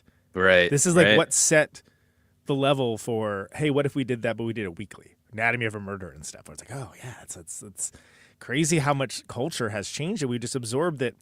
Like, look at the shows that we have now that are like, hour long, whether they're extended timelines and sequential and have a chronology, or whether they're like crazy one-offs. Strange New Worlds, great example. Sure. One of the reasons why that show has really prospered is it kind of went back to the original sort of like, there's a storyline to it, but it's kind of a one and done. You can drop in like a Twilight Zone episode or something. Right? I think it's the bathroom scale effect where people, including myself, appreciate that now. Yeah. Appreciate not always hanging on what's going to happen next and worrying about, you're just like, you know what? I know everything's going to be resolved in this 1 hour of television. There's something comforting about that. I kind of know the beats going in, and that works for me. Because I think that the other end of it is, and you can quote unquote blame amazing shows like The Sopranos and The Wire and Breaking Bad, where it's just the canonization and the overt serialization of everything, and everything attempting to be prestige has led to, well, first of all, many television show seasons being at least 2 or 3 episodes too long. Absolutely. I think we're just recovering from that. We're just starting to recover from that now, where I noticed series will just do like a 6-episode run. You're like, yes, this was correct for this show. Look at Natasha Lyonne and Poker Face. Like that. I mean, that show's like Hot Girl Columbo, but I mean that as a compliment. And like, you don't need to know the larger story. You're just like, she drops in, it's wrapped up by the end of it, and then she's on to the next place. Great. Perfect. I want to make sure people understand, though, and I think you would agree with me, that the 3 shows you rattled off that started off serialization and prestige TV are really, really good. Oh, they're fantastic. The problem is that they gave us a million much, much crappier versions of the same thing. Everybody trying to do the same thing. Right. Like, no, like this was special because there wasn't anything like it, not because everybody was trying to wrap you up in their world of having to just, have a flow chart explaining who all these people are and what they're doing. Game of Thrones is another one. That's yes. We'll save it for the pop culture critique show. But anyway, but I think that's interesting. And I just, the only reason I threw those Whoopi Goldberg facts is because I think it's fascinating that the legacy of Star Trek, she wanted, like, that was the thing that she wanted more than anything else, is to be in Star Trek. That's really interesting. Yeah, that's really wild. Which I love that. Which is, again, we think of Whoopi Goldberg now as like, it's totally different. But an interesting character, right? Because not, like, she is just there as the listener. She's the bartender. On the Enterprise. Yeah. I think some of the writing it's wild. probably reflects where I'm at in my life, but a fair amount of the writing for this is kind of from the perspective as Enterprise's workplace. Yeah. Like, I'm kind of over it. It's a job, guys. Yeah. And what is it like to blow off steam after that job? You know what I mean? Outside of the storylines. So absolutely. I think this is in that category. And we got that same singer, Jen J. Cougs, to come on and do this very theatrical JC Superstar. For those who might not know, it's pretty similar in construction to the JC Superstar song, The Temple, which is a badass song in 7, where Jesus is getting mad at people selling shit in the temple, and he kind of freaks out on it. Right. Yeah, it's it's cool, and it's a cool beat, and it's something that I feel like this show kind of normalized having those kinds of characters, if that makes sense, right? Just in the same way that you had O'Brien was just he's an enlisted man. He's not an officer. He's just a guy he's a tradesman. He's very good at what he does is the transporter, but he's very good at what he does. He happens to like some drink, and he happens to perpetuate some cultural stereotypes still going centuries down the line. I just want to say, this is from Sickbay, but on the Stool and 10 Forward song, my favorite line, and Tom wrote this line, so I think I can compliment it without sounding ridiculous. It's O'Brien singing. He says, "I take lots of orders, away lots of teams." That just tickles me to no end. Yeah, it's a good line. So tell me about Chains of Command. Yeah, so another in the pantheon of management is hard songs. It's a large So, pantheon. Yeah. so I should mention Chains of Command is the name of a two-part episode. I think it might have been a season-ending cliffhanger where Picard is taken prisoner by the Cardassians. He's getting tortured. This is the Four Lights episode where they're trying to, like in 1984, they're trying to get him to say there are 5 lights when in fact there are 4 as an indication that he has broken. And so that's where I got the title from. But I thought it also could refer to this idea of like managing people is hard, right? So it's from Picard's perspective about how he is tired of being a dad to everybody on the ship, and he wants people to get their shit together, and he wants Riker out of the holodeck, and he wants people to just do their jobs. I think that arc is also when Ronnie Cox comes in as the captain nobody likes and tells Troy to wear a regulation uniform. Absolutely. Amongst the many things that he does that are unpopular with I think he's actually one of them. He might be one of the most hated characters in the storyline of the show from the internet's perspective. And I think probably but the thing is, he's right about everything he says. Everything he says is right. Right. But I think because he's sort of like tighten up on this, you're getting off protocol on that. And like everyone's mad at him because like they're not letting the people that we like do what they want to do. But it's like nobody's correct. Like that. Well, and it's exacerbated by the fact that at the same time the guy you love is being tortured, you're feeling that very acutely, and like, yeah. But yeah, that's it is. There was a great, I want to say like a Tumblr or something, just was like, Jellicoe was right about everything. And I looked at it like years ago. I was like, Jesus Christ, he kind of was. But we hate him for it because we're like, this guy's a dick though. Yeah. Like, well, he doesn't have to be your father figure. He just has to be the captain. Absolutely. So this is a very groove-based song. We were trying to go for something in the Tower of Power-ish category. I was thinking Tower of Power. Yeah, absolutely. Yeah. Obviously we have the horns, we have the organ, great drums, some cool percussion on this. It's like some sleigh bells or something on there, right? There's some sleigh bells, good ear. There's some sleigh bells at the end. At one point I jumped in and I played this thing called a Celeste, which is a bell piano. It's like a piano, but instead of strings, there's bells. Cool. I'm only playing one note, but it's a fun little percussive hit. Still counts. So this was definitely a fun one to record, and I really like the groove we found on this one as a band. Yeah. Yeah, definitely had that 70s kind of like huge funk band thing going on for sure. Broccoli. Second song on the record about Lieutenant Barclay, aka Dwight Schultz, aka Murdoch from A-Team. Again, Broccoli is the name that the other members of the crew call him behind his back, so it's not really a nice nickname, but it kind of indicates where his place is. And this song, I'd say pretty directly apes Weezer, which we're big fans of 90s Weezer, the early Weezer. And it's about how this guy can escape into the holodeck and be his best self and not have anyone yelling at him or making fun of him. So it starts quiet, it gets loud, it has big 90s energy. I'm singing, Tom wrote this song.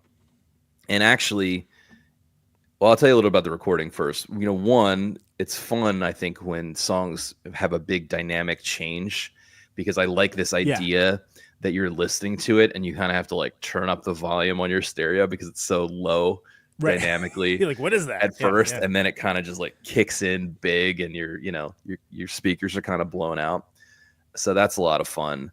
I'm singing this like probably the highest note I've ever hit in my life, which is kind of hilarious for me to listen to, just as harmonies. Right. And I wanted to mention that when I spent a year or a little more than a year in Thailand recently, and great music scene over there, really cool. Met a lot of great people.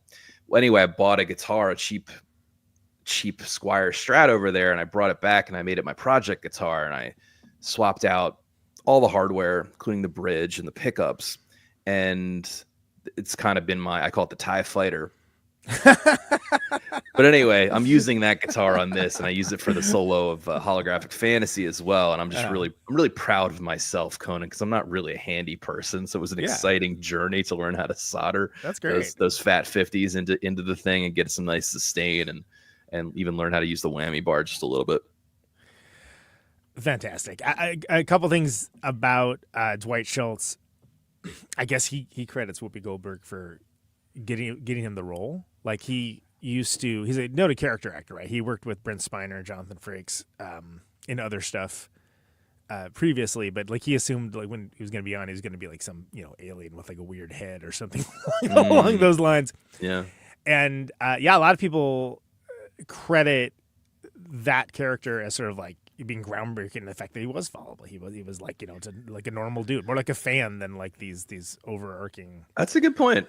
Yeah, he does read like a fan. I like how we're centuries in the future. They've solved world hunger. They don't have money anymore. There's no need for it, but they still haven't solved male pattern baldness. That one is too elusive.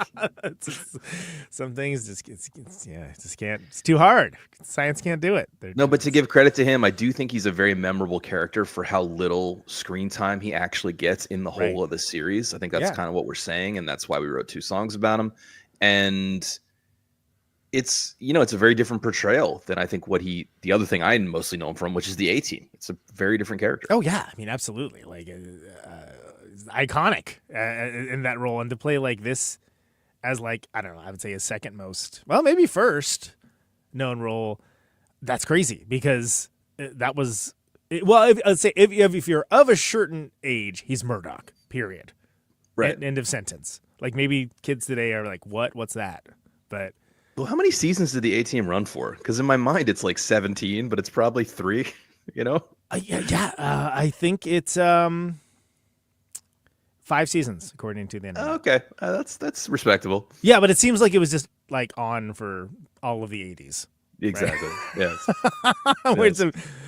And it's just like one of those things where even if it was like, it'd be crazy if it was like 1 season and like it just loomed that large. But and again, that's another one where it's like, what happened in any of those episodes? I could not tell you. I could tell you like how our favorites all reacted, right? Like, like, okay, the van came through the wall there, and like he loved it when a plan came together, like Exactly. I remember this is an interesting exercise, right? I remember way more about the characters and how they would react even to a new situation in my mind. I know that Mr. T doesn't like flying, and he does not pity fools either.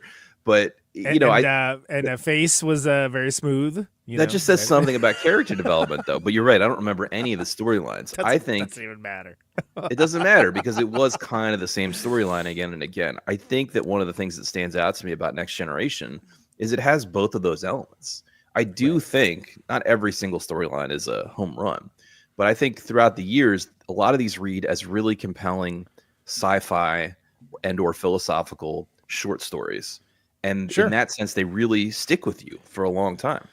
And that was a template, I think, for a lot of more hard sci-fi that came afterwards, right? That kind of lean more into it, your Farscapes and whatnot. And then, in Deep Space Nine, it was like even more so. Like it was just taking that like to the nth degree, but like also internecine politics. Much more political. Much more serialized, certainly. As it went on, which is a different application of that, but it's something that we sort of take for granted now that we weren't having heady topics being brought up on on our space show. What are you talking about? Yeah, and I think you need the quality of actors you had to bring that gravitas to it. I agree. Yeah. Like it's weird to think about, like just all of these franchises, this intellectual property that would just. Oh yeah, of course. There's all these things you have to keep track of. Well, that's when they did this and whatever. I mean, I honestly think that. Well, I used to say Dune was unadaptable, but I think Villeneuve did a Villeneuve. Sorry, French Canadians. He has done the best that anyone could do with it, but I don't think culturally we would have even been ready for it. Pre-Star Trek Next Generation, because there's so much stuff to keep track of, right? I'm going to continue to call Dune unadaptable, even though I enjoyed these movies. It's not a knock on the movies. I think they were really cool. I enjoyed them very It's much. also a great example of when you talk about hard sci-fi and just the deep inscrutability of it to the normal person. Exactly. Because I remember being like, oh yeah, and then there's this book, and it's like the cover is like it's a dude like. As a worm and like and it's a beautiful picture, but it's just like yeah, maybe this isn't for you. I was talking to like an ex-girlfriend about like, oh, would I like Dune? And I was like, well, maybe the first 2 books, but maybe to stop after that because it gets pretty much not your thing. Yeah, exactly. I mean, as with a lot of things, it's good because that first book is self-contained and that you get to fill in the rest of the story for yourself. And even though it is fun to read where it goes from there, and I did enjoy that, and I consider Dune one of my favorite books. Oh, I love Dune. The original book Dune, I think, and I agree with you. I think it's like, in the same way, I would say you could just read the first Dune book and never read anything else and be totally happy. Yeah. You could watch the first season of Lost, never watch anything after it, and be totally happy. Yeah, I agree. It's a great first season. It's like, and then like, no, whatever you came up with is probably just as good or better than what they end up coming up with and less frustrating. Can I give a plug? Because as we're talking about Dune, there is a band, I think they're out of Canada, called Sons of Arrakis. No way. That is like a heavy metal, 70s metal kind of band that does all Dune related stuff. That's awesome. They my friends in the band Sandwriter, which 2 of the dudes from Akimbo and one of the guys from Rubido, they have, I want to say, at least 5 songs about Dune over the course of records, nice. which are great, but they never like went full on. They're not wearing still suits. They're not wearing still suits on stage. Exactly. That's a wow. Sons of Arrakis, Montreal. Talk about French Canada. Nice. Yeah. Yeah, they're cool. I think because I found them through Ghost Beef when we were promoting that, because it's kind of in a similar sonic space to that. Yeah. Let's Shia Lude, The Black Mirror, Complete Obliteration, Temple of the Desert, Omniscient Messiah. Okay, all right. Yeah, good stuff. Okay, The Academy, closing song of the record. Yeah, I mean, this is where I really feel like I stripped away almost everything that could be called a reference to Star Trek. I even debated whether or not this belonged here, but it is ultimately it's an anti-war song about Star Trek. And this is the thing they don't really touch on in Next Generation. They do touch on it more in Deep Space Nine and other places, but you are ultimately in the military. And you do have a chance of perishing. Yeah. Even though none of them, rarely do the main characters perish on these shows, but people do die. Oh yeah, Ensign Jones gets it like the first 5 minutes, right, when they beam down or something. Right. And it's like, oh wow, it sucks for that dude. And like you said, I think in Next Gen there was even less blood. Or not, sorry, I mean there was no blood probably in the original series, but less death even than the original series. So they are kind of giving you the most rose-colored glass, romanticized view of what, admittedly, they're not a warring force, like you said. They're a peacekeeping force, so they're not out there looking for trouble. However, trouble does seem to find them. They do get in battles. People do die. And this was my attempt to write about what it meant to go and enlist in the Army in this space universe and, take it from a couple different angles, including what it meant for your son to enlist as a father. No, absolutely. And that's going to be timeless sentiments, right? Like that's not going to change, it's not going to change if you're in the 1900s or 2400s. Exactly. Yes. Well said. So I'm really proud of the writing on this song. I like this song. It was bounced around in my head for a long time. It is about that conflicted feeling you feel of wanting to go explore and, come into your own, but also, and the thankfulness you feel to something like the military that raised you into a better person, but also the tragedy of it. Love it. Good ender. Good closer of this one. Was that any deliberation, or do you feel like it's like, hey, that's where that goes? Well, I think there's probably 2 main different ways I would see of sequencing an album. And we talked about the beginning of the album. Let's talk about the end of the album sequence, quote unquote rules. Way 1 would be to end with a long track, a drawn out track, maybe jammy, maybe it peaks, the kind of long, slow ender. And that's what we did on Sickbay with the song Four Lights. And I think the other way that I see as valid from the classic rock canon is have a rockin' song and then have a short acoustic number at the end. Maybe a la Her Majesty at the end of a Heavy I was Road. going to say Her Majesty. Zeppelin does that on... I think it's pretty common if you go look for it. We covered like the first Oasis record recently that has that thing. It's a fairly common. They emulated the Beatles? Crazy. No, craziness. Yeah. So I didn't know where it would land. I didn't even know if it would make it. We recorded other songs that didn't make the record, B-sides that we took all the way to completion. I'm a fan of having more songs than what you need for the final product. I think it only makes the product better, but this track list just made sense when we put it all together to close with this a bit of a somber note and this acoustic kind of Simon and Garfunkel-esque arrangement. Vocally, it's also a song in 3/4, so it has a little bit of that Irish folk song element to it, which was purposeful. Yeah, no, that's nice. And then, like I said, you get some timeless sentiment on the end of it, and there is, Next Generation has a bit of sentimentality to it for sure. Like, it isn't overtly sentimental, but I mean, absolutely. Again, like, I don't want to sound overly defensive, but the Beverly Crushers is definitely not a joke band, despite. And it doesn't come off that way. How the slug line might sound. Yeah. I do think that through these constraints or through this writing prompt is what I'll say. I think it's less of a concept album and it's more of a writing prompt exercise to say, can we use this as a jumping off point to explore some really interesting and universal concepts? And now I know I'm sounding very ridiculous and highfalutin about it, but I mean, what is songwriting, right? You're trying to lock in. To me, as a songwriter, amateur as I may be, I have to be able to relate to the emotion being expressed. I have to figure out what the emotion, the specific emotional state or the specific situation is to kind of crack the song, I find. Right. Yeah. And then I have to be able to relate to some element of that emotion, or else I don't think it's going to work. Right. No, and that's key, right? And that's the difference between, just writing to a theme and, checking the box and then finding something to connect it to something real. Absolutely.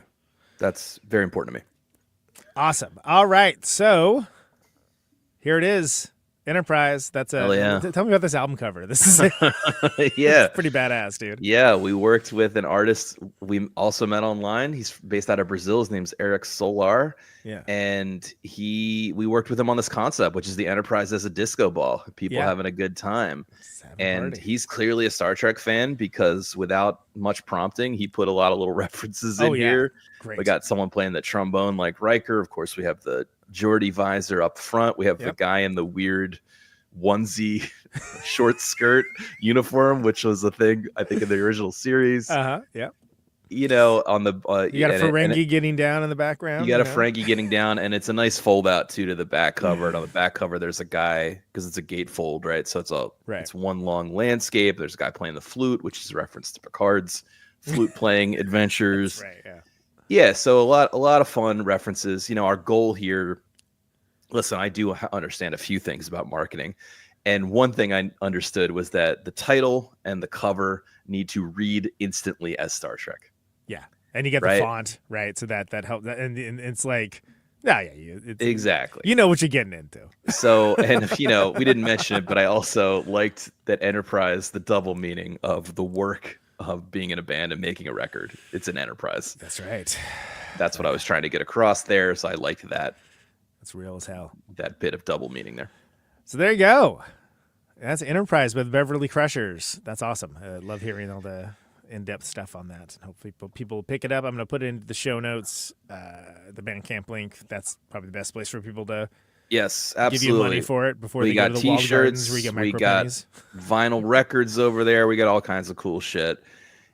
Go check it out if you want to support weird art, which I think if you're listening to this, you probably on some level want to support weird art. I think it's really important for our society. You know it. Conan knows it. Yeah. Man, just support people making stuff. That's all you got to do. It's not that hard. Just if you want see more of that in the world, you just got to support it. So I appreciate your support, Conan. You have to make the decision to do it. Absolutely, man. That's where it starts. Absolutely. And you know what? I'll always say this about you, Conan. You are not only a promoter of yourself, but you are constantly working double time to promote other people doing cool stuff and frequenting these shows back when we lived in the same city. I know that about you, and buying records. And I just think that's so important to recognize that it's not just about what you do. It's about supporting a community. That's just it, man. You said the word community. And if, I don't know, you're either in it or you're not. and like it, it's a lifestyle decision. Don't get me wrong, but I am in it. I am, settle Heck down, move to the right when the Enterprise gets hit, move to the left when it gets hit again. I'm Right, in it. In it. Rob, so great to have you. Thank you so much for coming on the show and telling everyone about the record. Like I said, I'll put all the salient notes in the show notes for people to find. Appreciate it. 1001 Album Complaints. Weekly. Excited to have you back on again soon, Conan. But Conan, you're on the Harry Nielsen episode, which is pretty recent in our feed, and I'm sure we'll have you back soon. I love that. I listen It's one of the few I listen weekly. I'm at the point now where I listen to every episode, even ones where I'm like, I don't know about that. But then that's even kind of like, no, now that's even more reason to do it. High praise. I still don't understand why Jason Miles chose to come on for a record he hates, but that was a funny episode. That's a great episode. I mean, a lot of great feedback about that. He's endlessly badass, but I was like, why'd you come on for that? You wanted to come on for Portishead and you were mad I did it. I'm like, okay, come on for something like that. I gotta be honest, man, that's one of the ones we get the most emails about. Sometimes because It was funny, and I think even though I don't like hater culture, I really don't, sometimes episodes like that just get the best response. It just pops. Yeah, well, and especially for something like that's very hateable, if you ask me. I'm sure Slipknot are all really nice guys. Yeah, I'm sure they're wonderful guys, and they're crying themselves to sleep on their beds full of $100 bills. Yeah, exactly. All right, awesome, Rob. Thank you so much, dude. Anything else that we didn't touch on? No, we're good, Conan. Check out 1001 Album Complaints. Our 200th episode on Ziggy Stardust is dropping tomorrow as we're recording this, so probably already out. That was the one. It was a vote. It was a vote for that, right? That's correct. Yeah, we like to commemorate our anniversary episodes, if you will, and we put it to a vote on Patreon, and we got to Ziggy Stardust.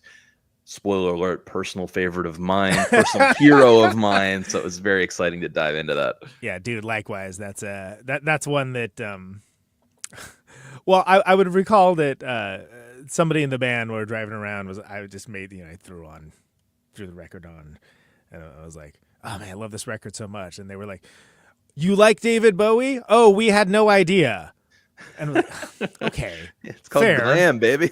Fair, but Jesus Christ, could you say that a little nicer? Okay, but I was like, well, what am I gonna say? He is the prototypical artist, the rock and roll artist who puts on a spectacle. I think he's in so many strains of me, and obviously he's touched many genres. So yes, of course. How could you not love him? Yeah, it was like I don't know how you turned that into an insult, but of course I do.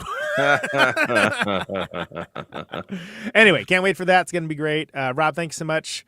Appreciate you. Until next time, brother. Thanks, Conan. All right, there he goes.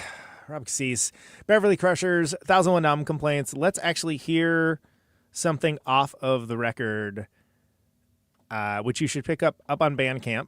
Up on Bandcamp, sure. Up on Bandcamp, yeah, whatever. Let's actually listen to Space and Time, because I don't have no FCC up in my business. Exactly. So Space and Time, let's do it.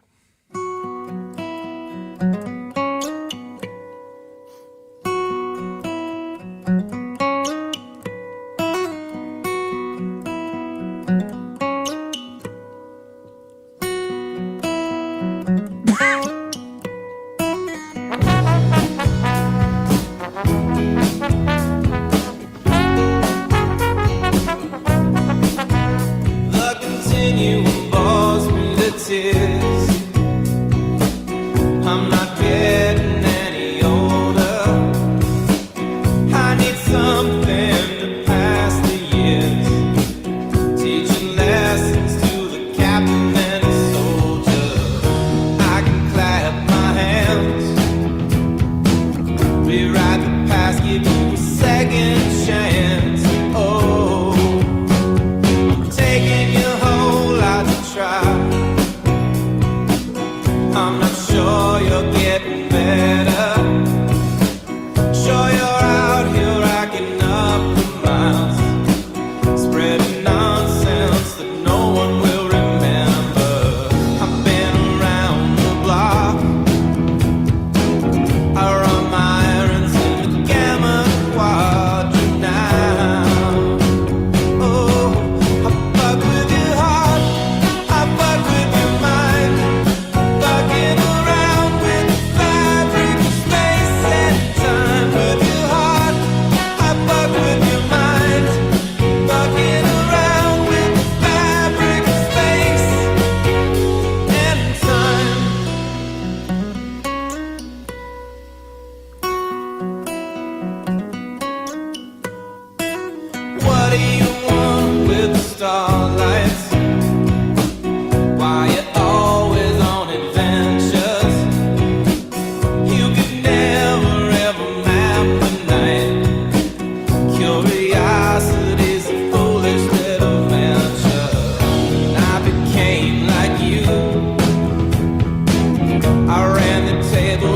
the whole damn crew. Oh, oh, oh, I fuck with your heart, I fuck with your mind, I'm fucking around with fabric, space and time. With your heart, I fuck with your mind, I'm fucking around with fabric, space and time. When your power's overflowing the room, what do you, when you know you got nothing to lose? What do you do? What do you do? What do you do? What do you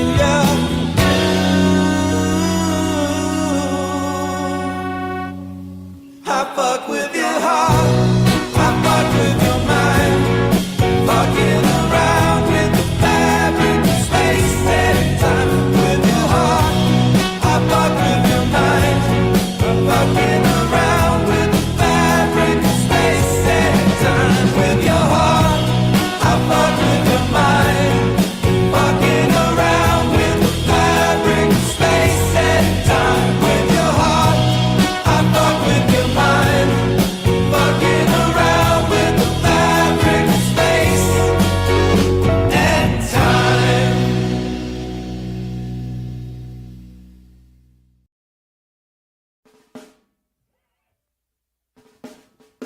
All right, there you go. Fucking around with the fabric of space and time with the Beverly Crushers. That is, of course, off the record Enterprise, thebeverlycrushers.bandcamp.com. Give them some money. Buy that record. They have merch packs. It's t-shirts, all kinds of things going on there. So support that band. Support weird music, as I know you will. 1001 Album Complaints. Also, listen to that show. The name of the show is Conan Protonic Reversal. Thank you so very much for listening to it. This show airs normally Thursdays, 8 Eastern, 7 Central, 6 Mountain, 5 Pacific, streamed live, podcasted later everywhere. No ads, no sponsors, no kidding. ProtonicReversal.com for those archives. If you like the show and you want to support it and get episodes sooner, $1 a month at patreon.com/ProtonicReversal will achieve both of those goals easily. And helps keep the lights on around here. Thanks for folks sharing the episodes around, liking, subscribing to your platform of choice. All that helps people discover the show. And this is a darn nice thing to do. Reviews, too, as silly as that is. Mr. and Mrs. America, and all the ships at sea.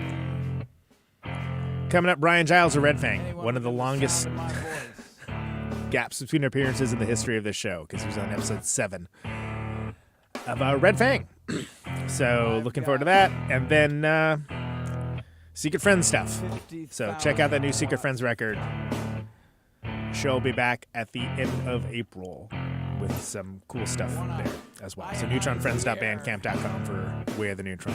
Please, thank you very much. Please and thank you very much. Ray Washam with Scratch Acid as well coming up. Those are going to be the last two for a bit. So that'll have to tide you over. Turn sound into electricity. Anything else? No, probably not. Just stay safe out there. Out on Route 128, you're dark and lonely. I got my radio on. Can you hear me now? Can you hear me now?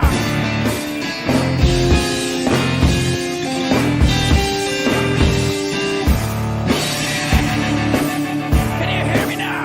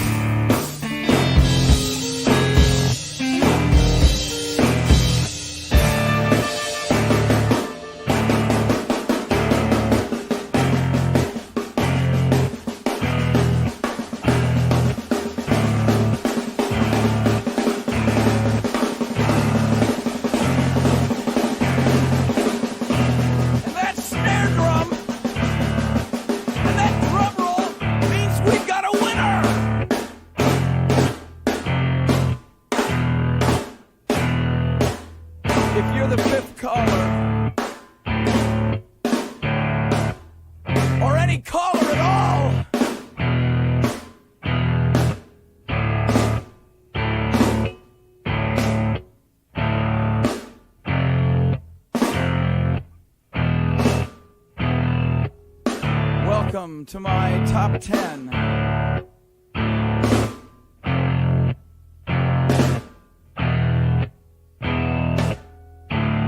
I'd like to thank our sponsor. But we haven't got a sponsor. Not if you were the last man on Earth. She was prepared to prove it. This one goes out to a special girl.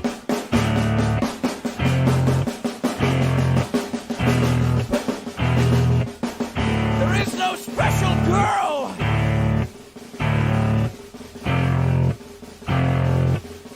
It's the end of radio.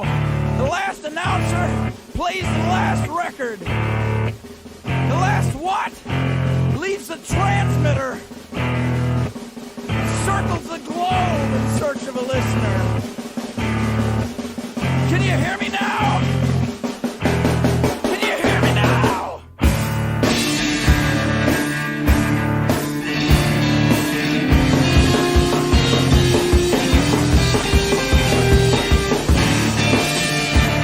Can you hear me now?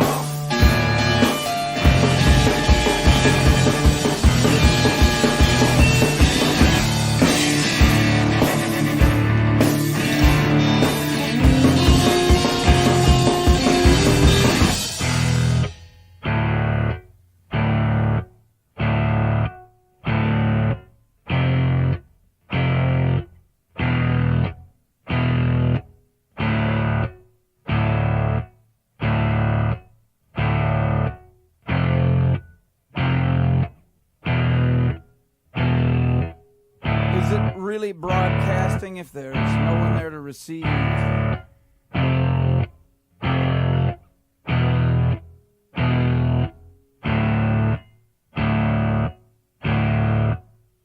the end of radio. As we come to the close of our broadcast day,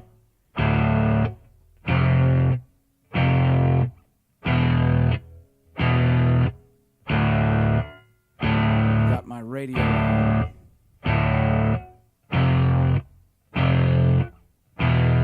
Can you hear me now?